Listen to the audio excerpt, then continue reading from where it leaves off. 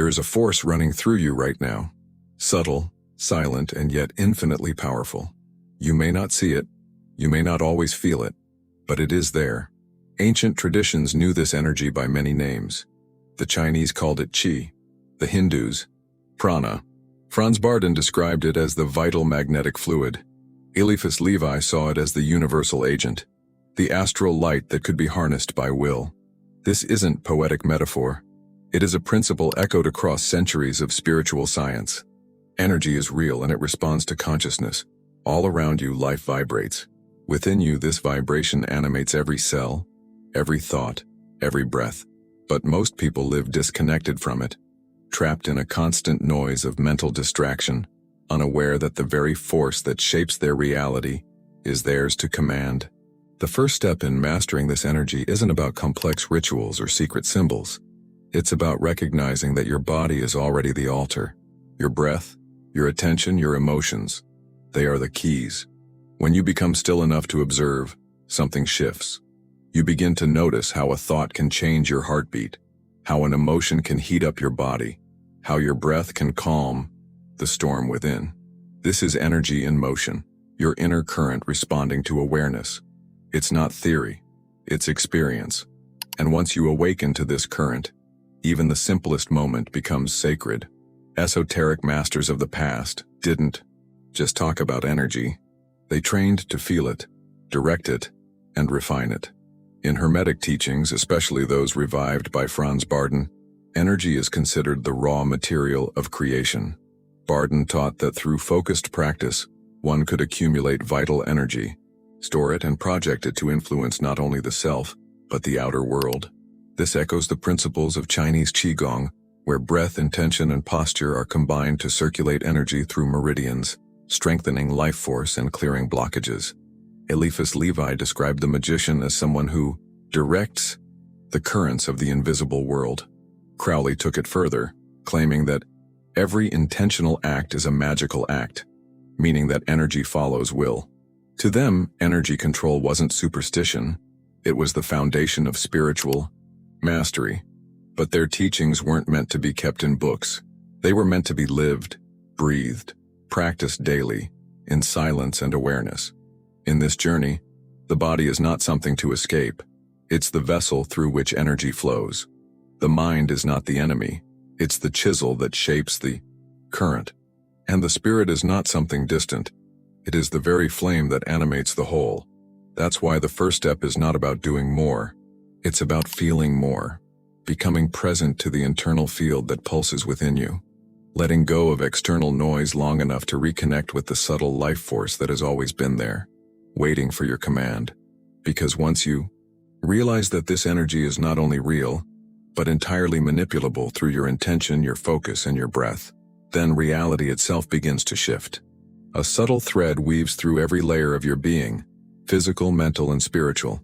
This thread is energy, not metaphorical, not imagined, but an actual current that binds your body, your thoughts, and your soul into one living system. When ancient masters spoke of the body as a temple, they weren't being poetic. They meant it quite literally. Every sensation, every thought, every emotion is a ripple in this energetic field, and the state of your field determines the state of your life. Illness, fatigue, anxiety, they don't begin at the surface. They are symptoms of a deeper imbalance in the flow.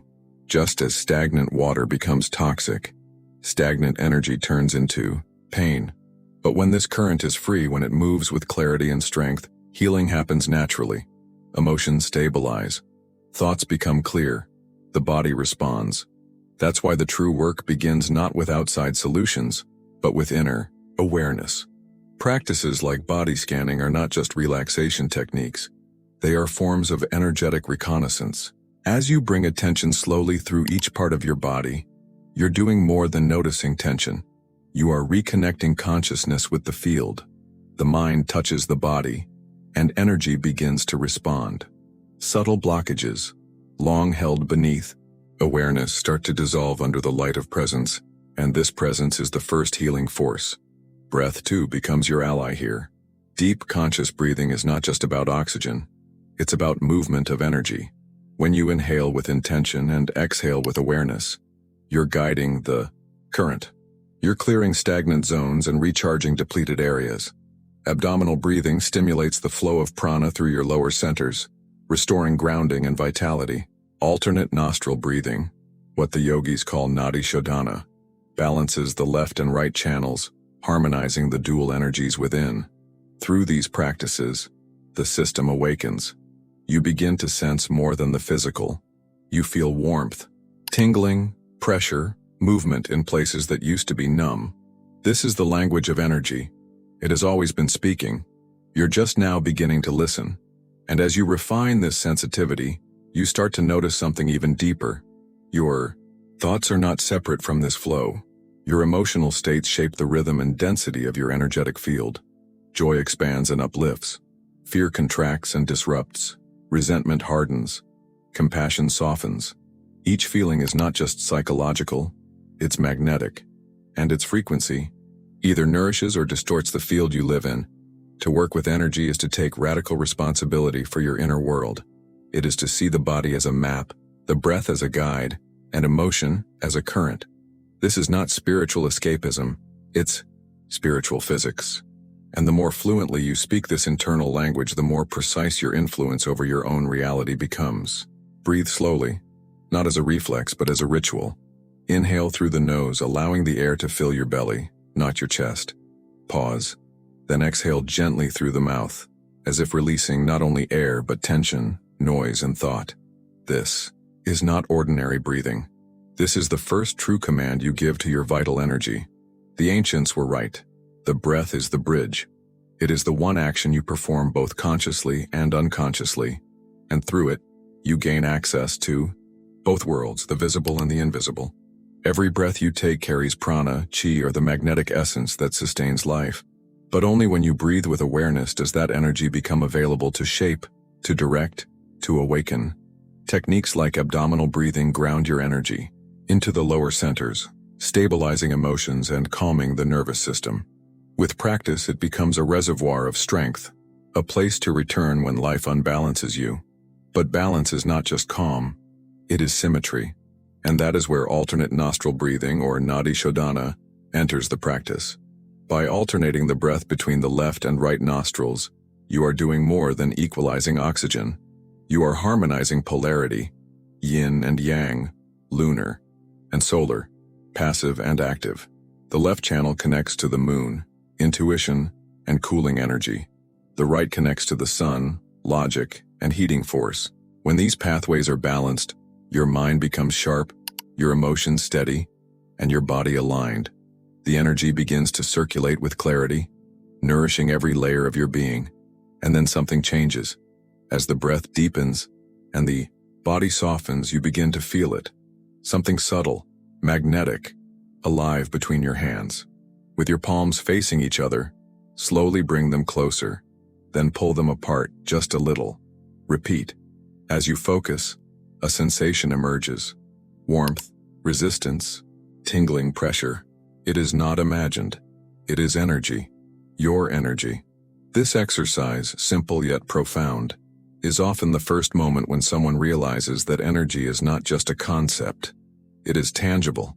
Through breath and attention, you are activating the etheric field, the layer of subtle vitality that extends beyond the skin. And with time, you learn to shape it, compressing, expanding, moving it through your body and even projecting it outward. But this sensitivity is not merely a trick. It's a doorway. When you feel the energy between your hands, you're also learning to feel it around your heart, your spine, your thoughts. Energy isn't limited to your palms. It moves through every intention, every emotion, which is why it matters what you feel when you practice. Because energy carries emotion like water carries vibration. And if your emotional state is cloudy, the current will be distorted. That's why clarity doesn't begin with technique. It begins with feeling, with cleansing the emotional field, aligning the breath, and centering the mind. Only then does the energy respond fully.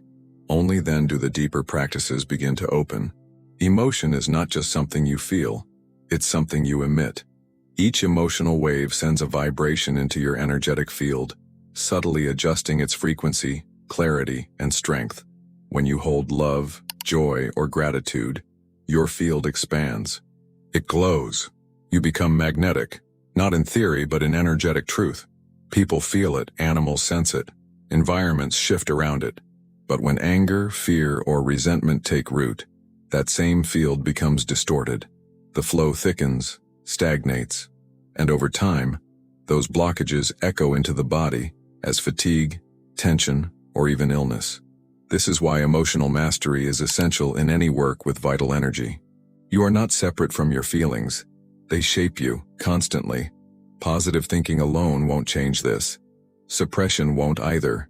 What changes your energy field is the willingness to observe emotion without attachment, to feel it fully, name it, breathe through it, and release it. This is emotional alchemy, the transformation of lower frequencies into higher ones through awareness and breath. Franz Barden taught that emotional balance was a prerequisite for any serious, magical, or energetic development. Without it, the student would risk projecting distorted energy, no matter how strong their intention. The same applies today. Clarity of field equals clarity of effect. And the fuel for that clarity is discipline, not rigidity, but mental presence. Because, if emotion is the water, the mind is the container. Without focus, your energy spills in every direction, diffuse, ineffective. But with intention and discipline, even a single thought can become a tool of manifestation. This is why the mind must be trained, not only to concentrate but to silence itself. In the silence, energy becomes audible. In the stillness, it becomes visible. Meditation is more than sitting quietly. It is a return to the source, a way to clear the debris of thought and emotion until only presence remains.